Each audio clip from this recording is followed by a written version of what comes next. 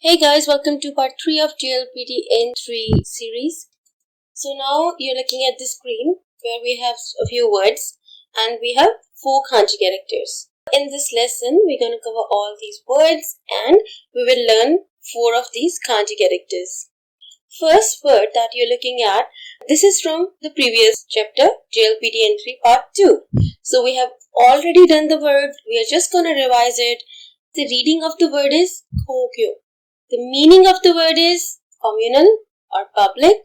For example, public park, a public library. So now what we're going to do is, we'll take this kanji character which is read as Q, and with the help of this kanji character, we are making the first kanji of this lesson. So let's see how to do it. It's very simple. We got this kanji character right here. What we're going to do is, we will use katakana's E, 1, 2, and we'll draw it beside this kanji. And you will see that the readings of both the kanji characters are same. The readings were tomo, tomo, and kyo. So now this new kanji has the same readings, so you don't have to learn new readings. This kanji character is also read as tomo, tomo, and kyo. Now let's talk about the meaning of this kanji character. The meaning of this kanji character is to provide, or we can say to offer, to supply, or in simple words you will just say to give something.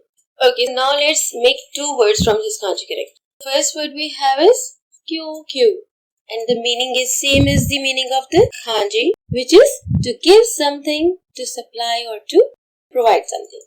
Okay, now the second word we have is kodomo. Kodomo means a child. So clearly, both the words are made of same kanji and have very different meanings. This is exactly why I emphasize on increasing your vocabulary, on learning more and more words, because when we are doing N3, we're supposed to know around 3,750 words. So learning new words is very important. Besides practicing kanji characters, make sure you're learning new words every day. So this word kodomo, and you are looking at this kanji which we are reading as ko. We have already covered this kanji character in N5 part 8. So there is another word kyokyu. So now let's study this kanji character. So this kanji may look a bit complicated to few of you, but the kanji is actually pretty easy. What we have done here is, we have taken 2 different kanji characters and then we drew both the kanji characters together, made a whole new kanji. And you know what? The kanji which you can see on the left hand side is a very common radical. This kanji character is a part in so many kanjis. As you see that this is a very simple kanji character, although the typed version looks a bit different. 1, 2, 3, 4, 5, 6. This is from N2, but it's so common, we happen to learn it at a very initial stage. The meaning of the kanji character is thread.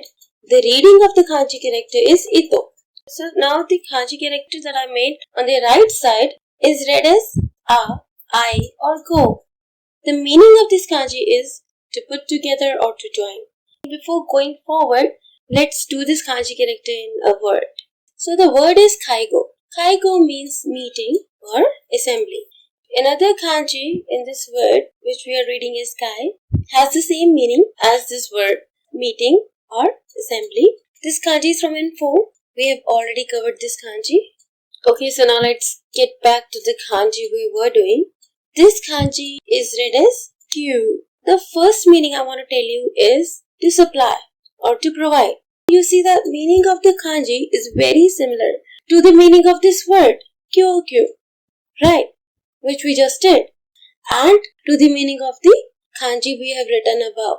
This means that different kanji characters may have similar meanings as well. And now there's another meaning for this kanji, kind of main meaning for this kanji, which is salary. Okay, let's make another word from this kanji character. So basically in Japanese, when we are talking about salary, we use this word, which is read as kyuryo.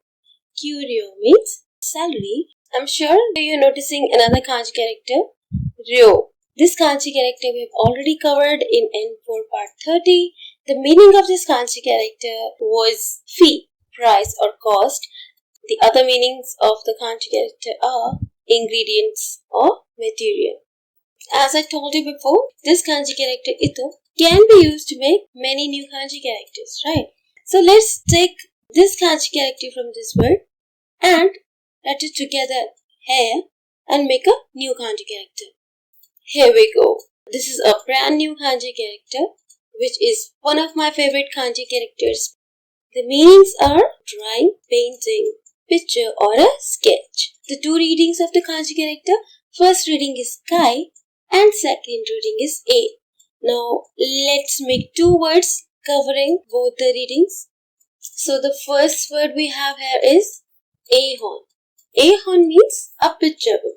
So this kanji we are reading is hon, which means book, is from N5 and we have already studied this kanji.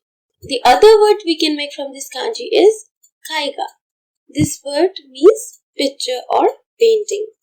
The other kanji we have used, which is read as ka, which is from N4. So we have already studied the kanji. This kanji also means picture. And the two readings are ka and kaku. So please write down both the words ahon, which means picture book, and kaiga, which means picture or painting.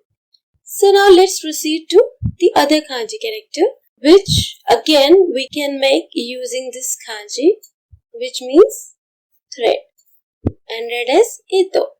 So now the radical we're gonna draw on the right side looks quite similar to this kanji, which means I, and read as me or moku.